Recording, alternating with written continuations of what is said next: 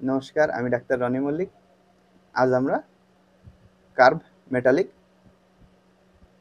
Tongue depressor সম্পর্কে জানব। এটা দুইটি ক্ষেত্রে ব্যবহৃত হয়। একটা হচ্ছে আপনার ডায়াগনস্টিক পারপাসে এবং থেরাপিউটিক পারপাসে। ডায়াগনস্টিক পারপাসে কিসে কিসে ব্যবহৃত হয়?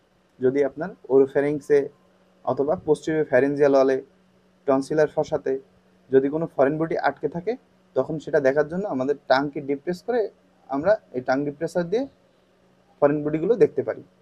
আর যদি কারো অ্যাকুইট টনসিলাইটিস, ক্রনিক টনসিলাইটিস অথবা রেট্রোফ্যারিঞ্জিয়াল অ্যাবসেস বা পেরিটনসিলার অ্যাবসেস এগুলো যদি হয়ে থাকে, সেক্ষেত্রেও দেখার জন্য আমরা এই টাং ডিপ্রেসার ব্যবহার করে থাকি।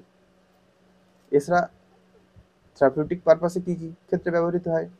এই যে ফরেন বডিগুলো আমরা দেখলাম, ওই ফরেন বডিগুলো বের করার জন্য, টাং ডিপ্রেস করার জন্য এই টাং ডিপ্রেসার ব্যবহৃত হয়।